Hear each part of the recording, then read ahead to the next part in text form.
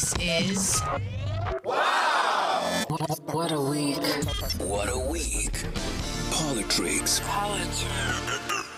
Welcome back to WOW What a Week, hashtag PoliTricks.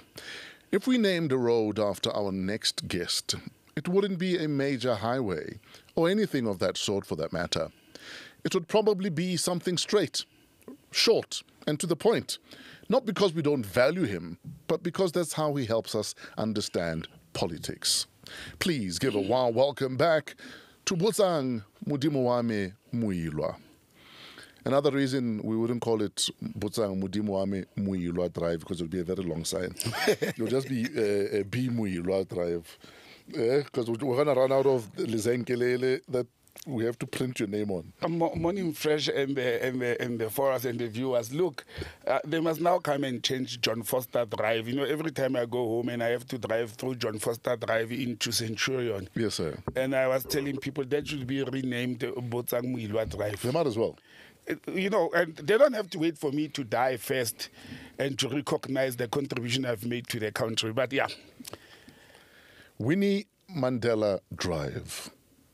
Long overdue. Let's talk about that. Look, I think it was a nice gesture, and I saw the political party, the EFF, lambasting the ruling ANC to say, but it was our initiative. We don't claim glory for it. We started by wanting to name the Cape Town International Airport first, and it was rejected in Parliament, or the ANC did not support the EFF motion. And that's, again, where the problem is. Yes, this is a Heritage Month. It is good that Mama Winnie Mandela was honored with a street name, especially that the former William Nicol, if people know who William Nicol is, you know, he was a typical verkramte, as they say in Afrikaans, Afrikaner who was pushing for Afrikanerdom and Afrikaner nationalism. Yeah, wasn't he one of the co-founders of the Broederbond? Yes, he's one of the founders and funders of the Broederbond. He was a very big figure in that. But look, Fresh, I've got a different political view. It's good for us to name streets and buildings after our historical leaders and so forth. But at what expense? First of all, loss of time. Years have passed. When Mama Winnie Mandela was alive, she was actually being destroyed by her own former comrades and so forth. Things went very bad. We know the history of this country. And why do we take so long to can honor people who just renaming the street? I would be much more comfortable, and I'm not saying to South Africans we should not rename apartheid-era streets and buildings. I'm not saying that. I would be much more happy if I see the government, whether it's at local, provincial, or national level, investing the monies in projects that would have made Mama Winnie Mandela very proud to say there's a scholarship or there's something, there's a health clinic. We know that she was a social worker by profession. You know, things that are, last week me and you, we spoke about social workers and social grants in the township. Have something in honor of improving grants to needy children who need social workers in the name of Winnie Mandela. That is much more tangible. It is good that when I pass William Nicol or drive through that street, I will not see those William Nicol placards anymore. I will see Winnie Mandela Drive. It's good and well, and it happened during the Heritage Month. But again, for political parties to come and be debating, and that's another problem. You look at political parties saying, no, but it's me who raised the hand, it's not you. It was your member, but we raised the hand.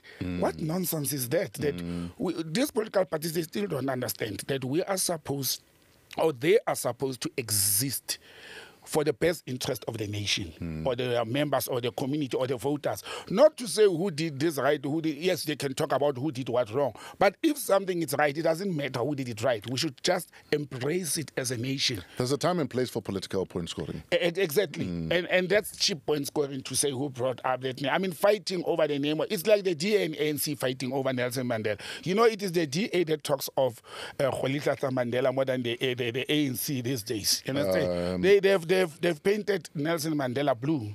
Ah, yes. And it's all well with that. You understand? They've painted him blue. But these are the same people who are sitting in the former Democratic Party, the former National Party, sitting now in the Democratic Alliance, who saw Mandela as a terrorist. And you know what people are going to say? But Botsang is mad. We have moved on. We have forgiven.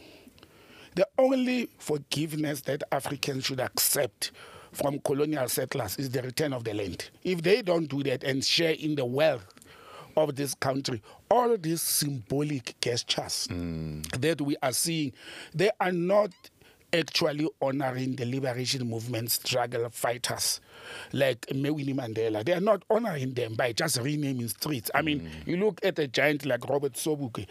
What do we have? A few streets named after Robert Sobukwe, one building at UNISA, a museum in Khalishe where he was banished. And that cell that is being called a house in the Robben Island. Well, and what else after that? I mean, are we saying... And like we said when they unveiled 2 statues of Madiba in the Eastern Cape, you know, it's all good spending a couple of million on statues of Madiba in the Eastern Cape.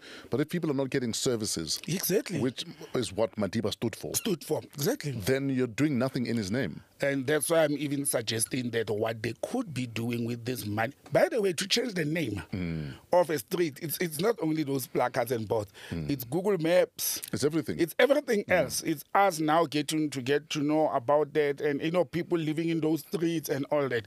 But it's all and well. I think we are focusing on non-tangible issues as a country, where tangible things, even us as black people, we go and we name a squatter camp, Winnie Mandela squatter camp. Understand? We go and we create a squatter camp out of nothing. We call it Trizani, Winnie Mandela, and this about the heroes. Even as we have a problem. We have a mental colonial problem. We see and associate ourselves as black people with poverty and squalor. And we need a paradigm shift of the mind from that. Don't you think that the poor people or the landless people that are naming the squatter camps after some of these struggle heroes are doing it from a place of love? Yes, I fully agree with you. That we're not necessarily embracing where we live, but we want to take pride in the space we're in for now and name it after someone that meant a lot to us. A person we can relate to. If the government would have done what Winnie Mandela, Nelson Mandela, Chris Hani, and many others stood for, these people would not be living in squatter camps. In the first place. You understand? So what I'm saying, and I spoke before about townships, that we embrace townships so much that we forgot that townships actually are part of the 1913 apartheid era land, you know, land grabs and all that. They're not meant to be a nice place. They're not meant to be a nice place. So now in a supposed to be fair, glorified constitutional and democratic dispensation, we still build houses. It's good that we're building houses, low income cost or the so-called RDP houses, but we still build them. Where? Where we think black people deserve to be. Because I can tell you less than 1% of white people are benefactors of low-cost income housing, even if they are poor, but they will not go and live in a place where it was formerly a squatter camp. And this is also where the government dropped the ball. It started by identifying places where people can live and build houses there. Now, what the government is doing wrong is they go and they look where people started a squatter camp, and then they go after some time to say, okay, Deep Sloot has become a full residential area. Let's provide water, then electricity, then build houses at that same place, which was never meant to be a residential place. So what we are doing is we are moving, just like in the apartheid area. We are creating townships and locations. And why? And people will fight with me. Why don't they build the so-called RDP houses or low-cost income earners in the government-owned land adjacent to the suburbs? Why do they still take it to Alexander, to Soweto, to Mohlakeng? Why don't they build them in Centurion?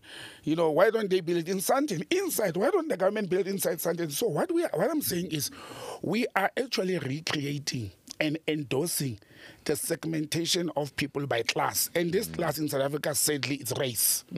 Because you don't find white people living in squatter camps or in RDP houses and all that, you know, informal settlements. No, you don't.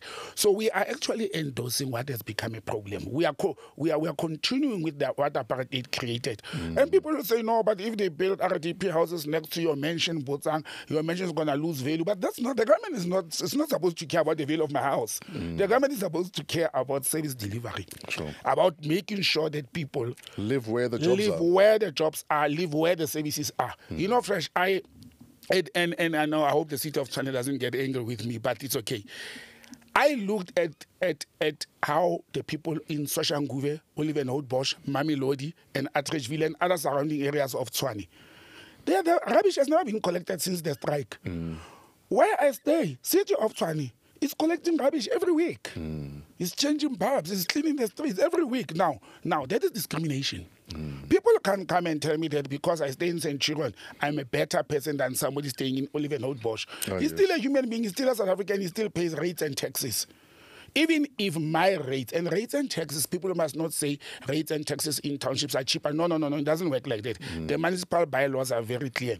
Rates and taxes are determined by the size of your structure, not where you are located. So if somebody builds a 500 square meter house in Olivenhout-Bosch, which is city of Tshwane, and another one based in Centurion, we are supposed to be paying the same rates and taxes. Why does the city of Tshwane make means to collect rubbish where I stay, and they don't make means to collect rubbish where my friends stay in Atteridgeville? Because you stay in an affluent area. Why is it affluent? That's why I'm saying we perpetuated as a nation the discrimination regarding class, affluent, and race. And that's all race-based. You understand? There's floods in Cape Town. Did you see how the government reacted? Even the army is there. When it happened in KZN, where it was predominantly black people, people were trying to say, where's the army? Bring in the army. The government delayed in the city of Cape Town, in the Western Cape. It happens. Why? Because it impacted on white, privileged, affluent people. You know, even if there are blacks who benefit from that, but it's affluent ones. And we should call a spade, that the government of today, it is still endorsing the creations of the apartheid era in treating people in this country. It's where you stay and who you are. Let's stay with Winnie Mandela Drive because presiding over the opening of the drive was Mayor Gwamanda. Yes. But that seems to have caught the ire of Water Minister. Yes. Yes, Senzo Mchunu. What's happening there? I think in this instance, Gwamanda is under attack from all sides. And I think Minister Mchunu is wrong. And as a political head, he should be knowing that political office bearers, they focus on matters like presiding over ceremonial events. So for those that missed it, though, why is Minister Mchunu upset at Mayor Gwamanda? Okay, on the day that Mayor Gwamanda was in Winnie Mandela Drive, in Sandton, or is it Rivonia, wherever the place, to preside over the opening ceremony and the ribbon cutting of Winnie Mandela Drive, there was a meeting because of the water crisis in the city of Joburg. We spoke in the past about the water crisis in the city of Joburg. The water levels are so low, mainly because of the lack of rainfall, leaks, and electricity problems. There's a number of things why there's no water in major areas of Johannesburg, from Midrand, Sandton, into the city itself. So Minister Mchunu, as the Minister of Water Affairs National, was part of the meeting to resolve the water crisis in the city of Joburg, and the mayor was not there, and he got very upset, and he was saying, how can the mayor not be here when we are dealing with a very serious issue of water? Yes, the water issue is much more serious than opening a ceremonial event, but a mayor is a ceremonial person. That's what the mayor does. A mayor wears those robes and chains and cuts ribbons. That's what they do. A mayor is not going to sit and determine why are the water levels very low in Johannesburg. And that's work of engineers and technocrats, and there's MMCs for reconstruction, whatever. Again, you can't come and blame a mayor who is holding on power by a threat for the last few months for issues that actually, when you listen to and read engineering reports, are historical. Yes. You know, if a reservoir of water, for example, around Fourways was supposed to supply Fourways and Dainfen. And now suddenly the government, we are now going back to the issue of squatter camps and informal settlements and RDP houses. Now, I call it Dainfen extension, deep slot. I call it. Now, Dainfen extension came, which have become bigger than Dainfen. Then it means there's more consumption of water. It means so the government has failed, the local government in Joburg has failed to make provision for a added and increased number of residents who are consuming or using water in Joburg. And you can't come and blame a mayor for that when they failed. I mean, what could have Mayor Kwamanda done differently? Or what decision they could have done differently if Kwamanda was sitting there? You could have just said, listen to these people talking technology and reservoirs and the pressure water and the not clean water and all those. It would have not made a difference. So I just think Minister Senzo Mkunu was actually out of order. The mayor was doing his job. You see, what the mayor was doing that day, it's part of his job. Absolutely. He was supposed to do that. The minister was supposed to talk to an MMC who is responsible for infrastructure, for water services or sanitation in the city, and with funds and engineers and technocrats. Those are the people that the minister needed. And again, I may stand up and say, what was happening with the MMC, the MEC of Human Settlements in the province of Gauteng? Was he there? What did they do? A mayor, you leave your deputy minister, you leave your engineers, you leave the MEC, you leave the MMC, and then you want to say the mayor was not there. For what? That's why I say these people like ceremonies and to be seen in front of cameras and not doing the actual job on the ground. But this one, I stand by Mayor Kwamanda, he was doing his job. In fact, OUTA, the organization undoing tax abuse. Yes. They've released a study a couple of days ago. Yes. That says generally the water in the country is poo. Whether it's human poo, animal poo, there's chemicals even in some of the water, but generally we are in trouble even with our water. Look, Fash, at some stage South Africa, water, it was one of the few countries in the world where consuming water from the tap was safe. We used to boast with this. I can't remember, they call it IQ Blue, the certification of good water. Mpumalanga at some was leading in the world, the province of Mpumalanga, with IQ Blue, if I'm correct, with the certification of good water for consumption that you get naturally. Understand? But we, again, due to failure of maintaining God-given natural resources and the infrastructure we had to can give our people clean water, we failed. And it's across the board. This water problem, we thought it's Hammanskraal only a few months back. Even in Cape Town, the teacher's pet, Cape Town, the water apparently is problematic. Exactly. But again, I've got a political view with this. Okay. There's something happening, and I think people should open their mind a little bit. You see, when there's crisis in this government or in this country, you must see how this crisis happen. It's the same thing. Buildings burning, then it stop. Then it's water crisis. Then it's electricity crisis. Then it's roads crisis. You can see that this whole thing, it may be perpetuated or pushed by people who have vested interest to want to paint the government bad and fail us. But the government is not helping itself as well by not doing the bare minimum to can make sure that the opposition and those who are anti-government are not having ammunition to can attack the government. I mean, when this water issue happened in Hammanskraal and it went public and all that, what did the government do to other areas that were not on the news? Now we get to know from OUTA to do a research, to do a study. If OUTA as an organization can put resources to can come up with that study, what is the Department of Water Affairs and Sanitation doing? To can come with it, say, how come they don't know when an NGO is knowing? How come the government with all the taxpayers, salaried employees and experts, what were they doing? So it is the NGOs, the courts, the NPOs who are doing what the government is supposed to do. Then the next thing, they jump and they take the government to court to say, we are going to force you to do what you were supposed to do. I would be embarrassed if I'm sitting in the department and OUTA comes with a report. I don't say OUTA shouldn't help the government, and I don't say the government should also rely solely on government resources to can do the work. We need to stand up as civil society. We need to stand up as NGOs and assist the government. But when they're doing this to force, to criticize, as well as to ridicule the efforts of the government. And you know, this morning when I was coming to the studio, I got a message on my phone that there's no electricity in my area. And I asked what's going on. And somebody sent a video of a substation burning in Centurion. And I'm saying, guys, this has become fashionable. Every month there's a substation that's burning somewhere. Are we sitting down and saying it's accidents? It can't be. These accidents never happen for years.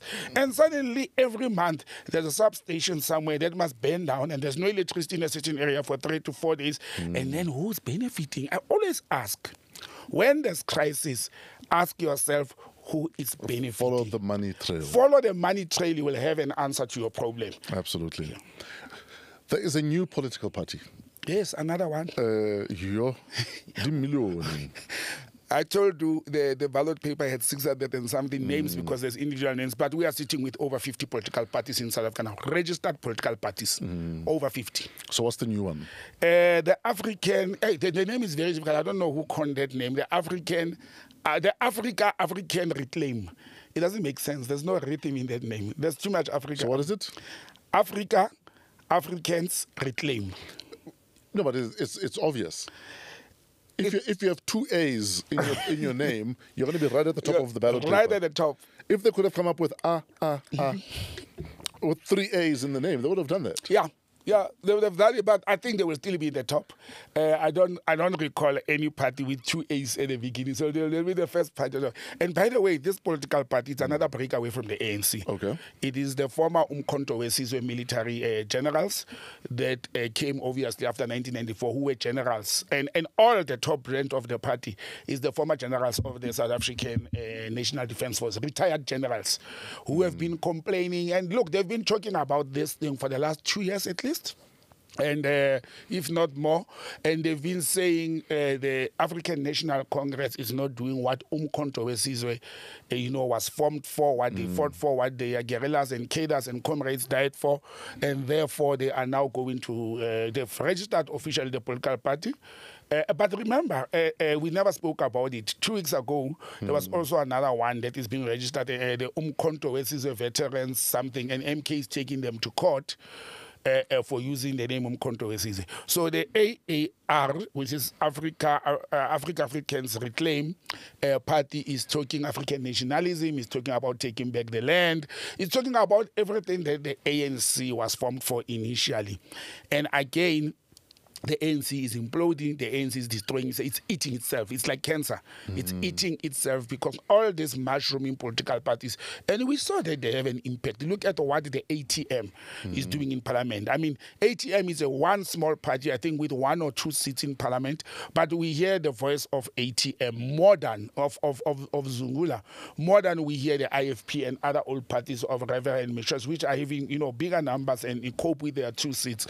So, it's not going to be nice for the voter. I think this may actually say to the vote, some voters may say, I'm not going there. These people are wasting our time. But we are going to see a mushroom of, in the last 6 months, at least 6 political parties were formed and registered with the IEC. So it's every month we'll have a new political party, and we are less than 12 months away from the national elections. Now, speaking of veterans starting a political party, a couple of days ago we lost Aziz Pahad. Yes. And I ask you about this because you worked in the diplomatic corps. Mandela sent you to Germany. Mbeki sent you to Rwanda and Brazil. Zuma sent you to Mozambique. On a special project. We're waiting for you now, President Ramaphosa. We have a diplomat with years of experience sitting here. 13 years fresh. But look, talking of Aziz Pahad. Minister Aziz Pahad. Yeah, yes. I worked. I served under him. Yeah, what are your memories of working with Aziz Pahad? Unofficially, parties and jokes. He was a party maniac. He loved partying, but he was very humble and he loved jokes. He was forever smiling. An expert in the Middle East. History as well as politics in the Middle East and diplomatic relations. He was an expert in that. No, in fact, remember when President Mbeki was unceremoniously recalled, he obviously walked off in a huff. Yes, but then President Zuma sent him to the Middle East. Yes. To deal with. He was a specialist there. It was his passion. He had passion in dealing with the Middle East crisis. Sure. And for all the years, I was 13 years at Derrico. For all the years I was there, and he joined Derrico a little bit later stage after I was there. But for all those years, everything that had to do with the Middle East, particularly the interest of the Palestinian people with the aggression of Israel. You know, when I vividly recall when the W. Bush went to attack Iraq, Minister Aziz Pahat was in the forefront. You know, he was deputy minister at the time, but he was in the forefront dealing with these issues, addressing the United Nations. It's a loss to the liberation struggle. It's a loss to this country. One of the most seasoned, members of parliament and MPs this country have ever had. And like I said, I'm one of the people who are privileged to have traveled with him, worked with him, hosted him at where I was. But again, it was shocking news this week when we got about the untimely death of Minister Aziz Pahat. And that's one family also that served this country, with pride and dignity. And I want to say to people, get me one story in the media of this country where Aziz Pahat was found wanting or his hand in a cookie jar. One story. Go and find it for me. Never. Never heard of one of Aziz Pahat being involved in corrupt activities. And that shows that there are people who serve the liberation movement and the country and with pride and dignity without wanting to have their hands in a cookie jar or the kitty of the government. And may his soul rest in eternal peace. Sure. Let's go to KZN and talk about Chris Pappas, mayor in, is it in Umgeni? Yes. It's in Umgeni. KZN. It's KZN, yes. Yes. Why is he in the news? You know, when the news broke up, I always forget that because I call him Chris. Yes. I always forget his papas. But there was a Greek papas in the old years who was involved in drugs and problems. But it has nothing to do with Chris Papas. Yeah. So that came into mind. But I saw the speech when the guy was elected to be the DA leader of KZN and their premier candidate. But if you want to see how politics play, exactly a day or two after the DA announced him as their premier candidate, scandals broke out. But the long and the short is his wife. His partner. Yeah, his partner. Well, the media regards him as the wife. I did not know, but I learned something this week, that when you register same-sex marriages now, you must choose which one is the wife. Are you for real? Yes, I learned this But is week. it necessary, though? Well, that's why there is an act of marriage is being changed now to remove the husband and wife issue because the same-sex marriage. No, but remember, now there's a law that says we marry husband and wife. So somebody must be the wife then. Okay. So the wife or the partner of Chris Papas, apparently, according to media reports and allegation, was actually working for the same municipality. And now he is the mayor. You must remember he's a mayor, a Zulu-speaking white mayor in KZN. Now, immediately... And I'm told he's a hard worker. Look, I've followed the stories, and I think he has been doing well. Yeah. And I think his fluency, remember we spoke about languages last week? His fluency. Language is everything. His fluency in Zulu. I mean, he goes and he addresses a meeting of Ndonas or township people in Zulu, very fluent. As he should. And he's very young. That's where he's from. Yeah. And he's also very young. That's another nice thing. The DA is showing other parties, the EFF has done, to say you can deploy young people. You can deploy, I mean, he's in his 30s, he's a young guy. So the story or the drama is he has appointed the spouse or the partner or the wife in a position of tourism, whereby this guy is having contracts of tourism with their company, with the same KwaZulu-Natal municipality and Umgeni, because that's a very big tourist and tribal land around. So there's a lot of tourism money. So the partner now is on the news because apparently they've been swindling money. So again, it's symphony money. Allegations. Yeah, it's allegations. Yeah, that's why I use the word apparently they've been doing that.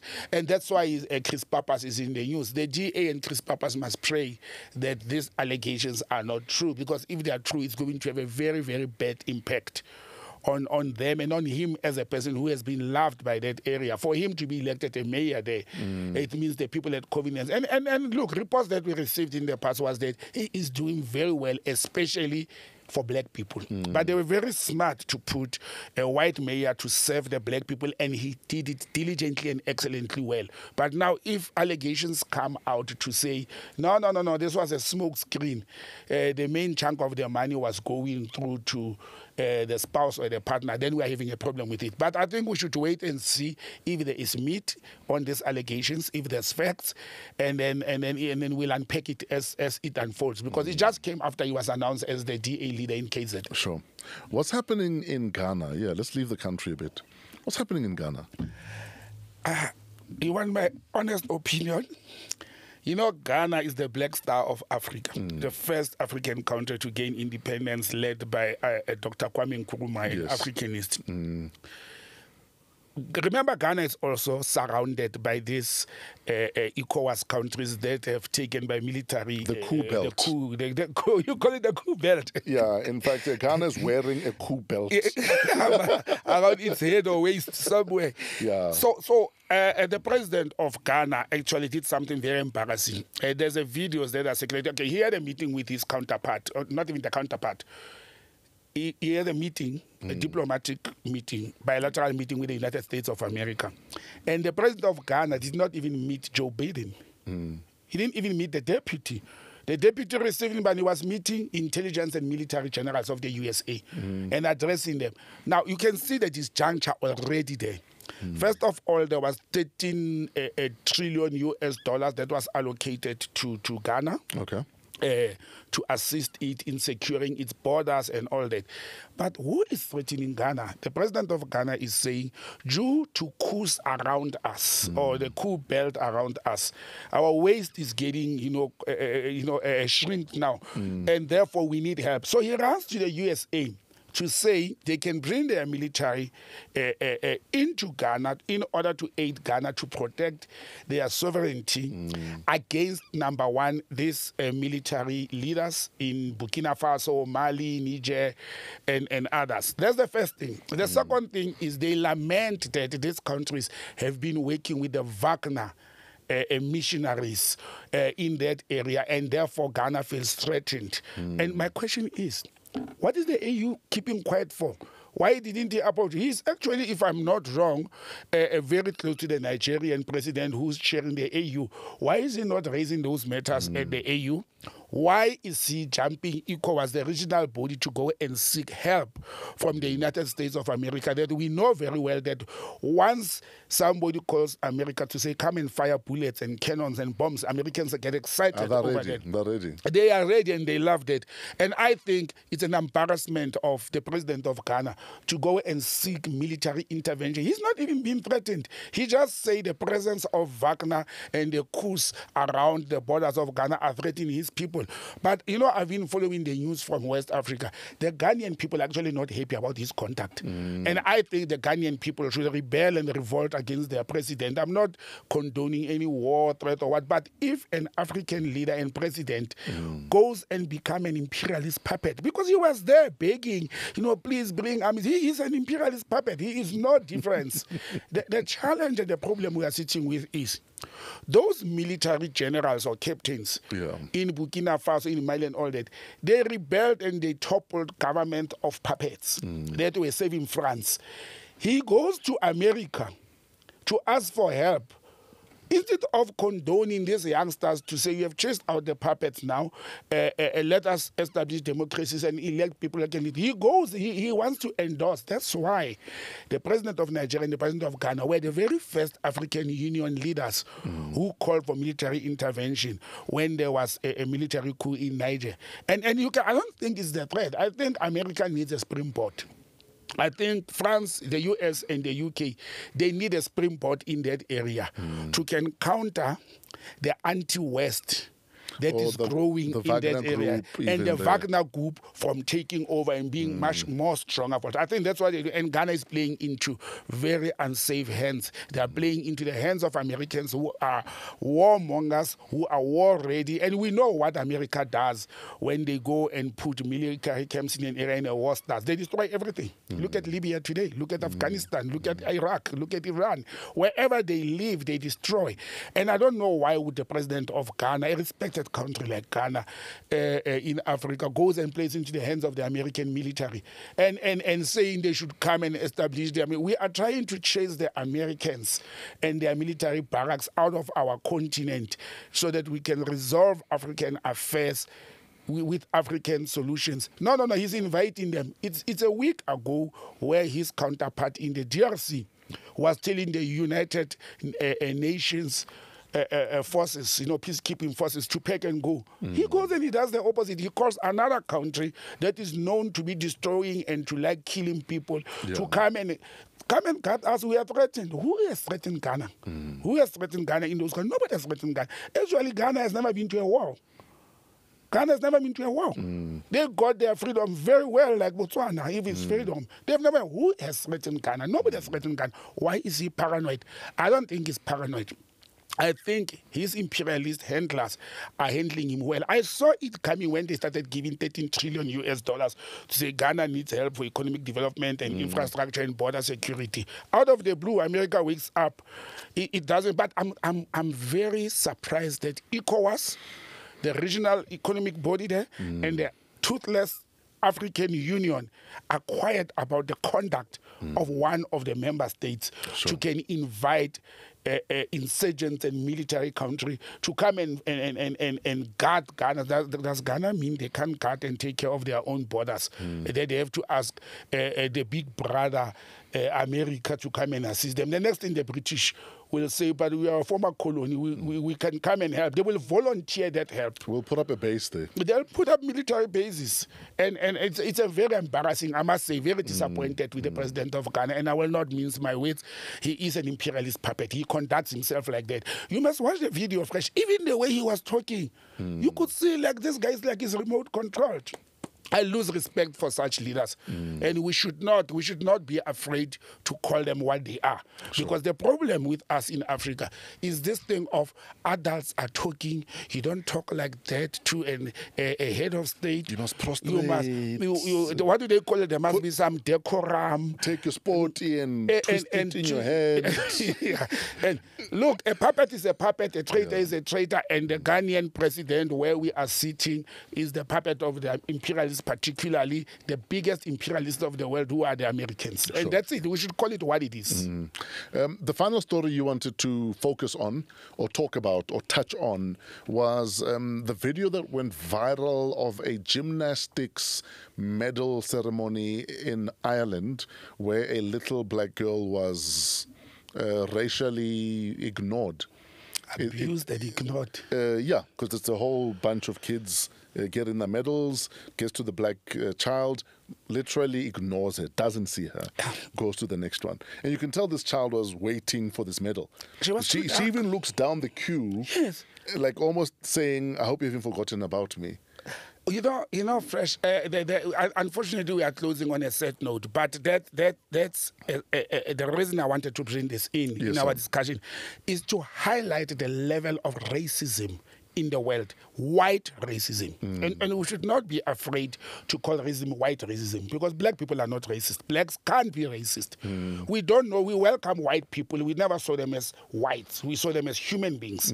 Now, this poor girl, and one black child does well international gymnast platform. This didn't happen recently. I'll tell you, it happened about a year ago, or if not two. The reason this resurfaced in the social media, it is because after that incident was put under the carpet by the Irish Gymnast Association, whatever it's called, the parents of this child, that I'm very upset and disappointed with those African parents, they wrote to the association in Ireland to say, if you do not punish the conduct and the behavior of that racist adult who was handing over medals, we will report you to the International Gymnast Association. I think it's sitting in Geneva, wherever. And that's why the story came up. But those parents, why do they want an apology from a racist person? Let me tell you, racism is a sickness. It is in the bloodstream of white people. Even if they contain it or hold it back, but it came natural, and I'll explain to you why. Look at the behavior. Forget the adult who's racist. Look at all those camera people, international camera people, who were taking photos of every little girl, and those are little girls, under 10, I think, who were receiving medals. Even when they jumped that one, none of the other adults, camera people, media people, jumped out of their chairs. The whole administration of the Irish... Life carried on. Life carried on as normal. For everyone. even let me take it to another level. You know, an African child, this thing of obedience, of not calling puppet, it's a problem. We should have taught that child to pull that lady by the skirt and say, hey, come back, I'm here. Give me my medal as well. But because we are taught to respect adults, we are taught to obey white people, we are brought up and we see them as superior. That's what colonialism has done to our minds. We see them as superior people. That child stood there and behaved. I wish it was Botsang's child. None of my kids will just stand there and watch. So that child behaved. Look on the side, and you are correct. There were still 4 or 5 more kids after. I think the poor child thought, when she is done, she'll come back with money. Probably there's a black medal, not a gold one, a black medal that they are looking for somewhere to come and give me back. No, everything continued as normal. But let me tell you the worst and the danger to the world. The white kids who were next to that child, they also behaved normal. That one of us, remember these kids are children, they're not supposed to see black and white. But I'm showing you how racism is entrenched into the minds of white people as they grow up. To say these white kids who are colleagues to this little girl, they didn't say anything. The one who was receiving next should have said, teacher or master, professor, hey, you jumped my colleague. You forgot Palisa. No. They continued as normal. These kids saw it normal that she was jumped. Why would that happen? It's not a mistake. Now the Irish Association come and say the family has asked for apology from them, but the family should not ask for apology. The family must actually go ahead and ask that lady to be dismissed and ask that association to be banned. I think they did say that she was let go of, if I'm not mistaken. Yes. But for the Irish, remember, Fresh, when that incident happened, there was management of that event. You understand? There was leadership of the Irish Gymnast Association sitting there. They saw it. What did they do at that moment? Sure. None of them could get out of their sofas and comfort racist chairs to go and correct that, even if they are not happy that a black girl is receiving a medal, but correct it in their eyes, pretend to be doing the right thing instead of humiliating. You know this thing now, it's international media, international platform. A very famous American gymnast even wrote, very young girl, wrote to this one to say she was hurt when she was happened. Imagine what is it going to do to the life and the future of this young girl, because it will forever be on social media and on records. And I think the family and the international body must actually ban the Irish and participation in international platform for a certain period, not forever. We can't punish them forever. Isn't that drastic, though? Oh, no. Racism is the worst form of crime. Nothing can be worse than racism. Because I say, yes, maybe sanction the management or, whoever runs the association. But now you're punishing the kids. No.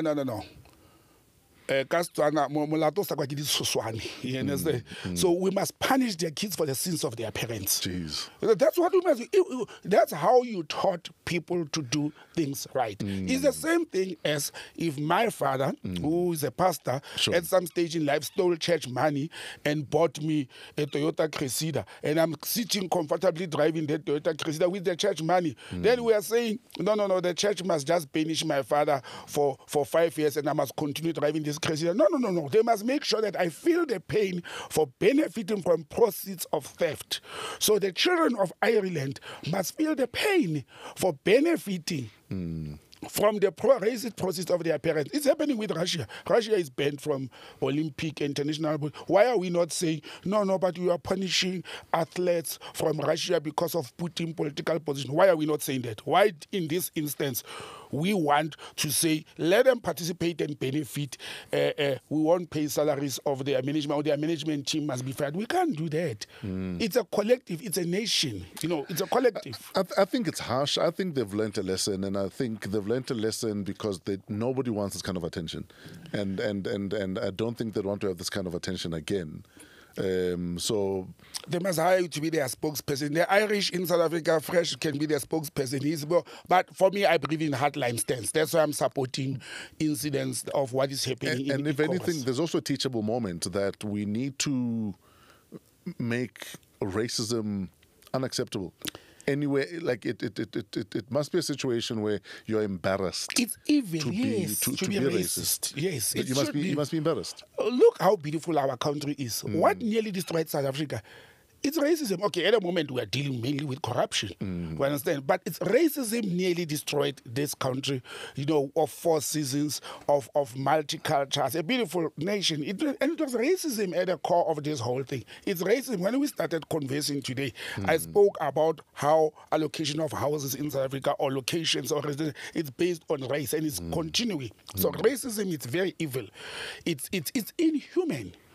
And earlier on you mentioned of how these big countries that talk big of racism, they don't have it as a law that says racism. That hate speech is not a crime in a lot of these countries. Yes, you understand. Yeah. In fact, hate speech is not a crime in most countries, exactly. if I'm not mistaken. Exactly. So if we don't legalize that, we don't put that to be legislation whereby racism and hate speech like we have in South Africa are serious crimes, and they should be very serious crimes. It's not going to happen. That thing called what do you call it, crime and injuria? Yes. Yeah, and you must see the sentences for that, 500 rands that you called a person with this, or 1,000 rand. I mean, it's not the punishment towards racist utterances. They must be leveled at, walking along the lines of humanity, because you are attacking the person in me.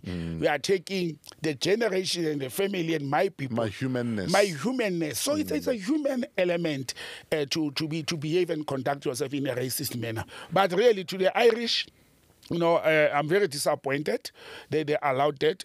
I'm a Pan-Africanist, and one of the relationships we had in Pan-Africanism was with the IRA, Sinn Féin, fighting along the lines. They even funded and trained some of the Apla guerrillas, and now we are still sitting with Ireland that is practicing racism, and they allow it to go. They were supposed to stand up as a country and not allow us to condemn them. They must own up. As you say, nobody wants to be in the limelight for such. Sure. So the government and the people of that country should have actually started and protested and say, let this management go. We don't allow this under our flag. But they are not doing it. They are continuing to enjoy their good Irish whiskey. No, because generally life goes on.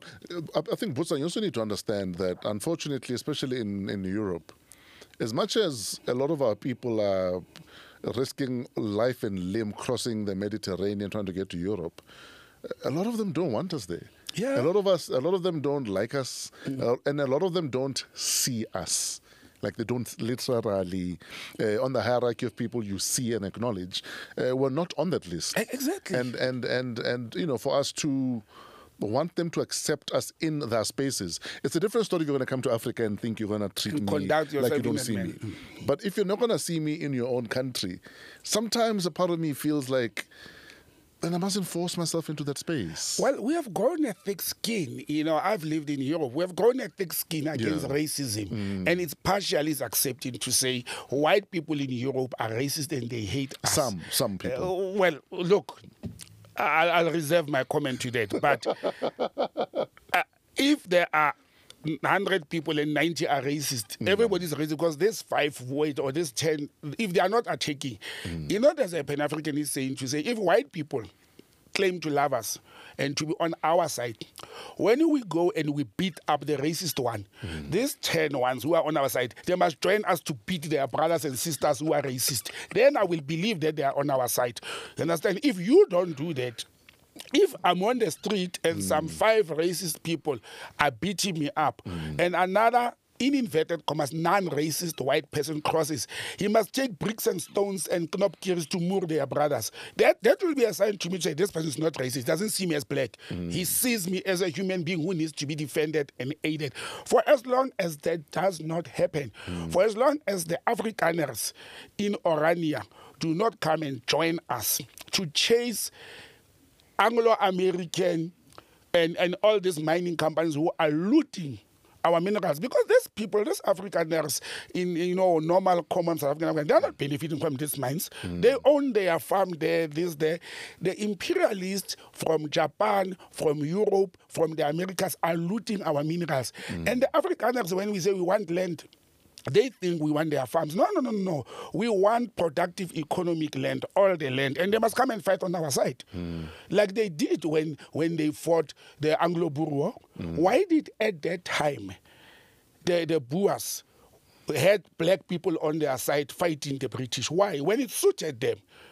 It suits us now that the Boers in South Africa must team up with us to fight imperialism, to fight exploitation of racism, to fight exploitation of our minerals. Sure. Until white South Africans do not see us as a nation to fight together, then we won't defeat racism. That's the only way. They brought racism in, not us. We shouldn't be fighting to correct it. Let them correct it and fight with us on the same side. We have bigger things to worry about, like tribalism.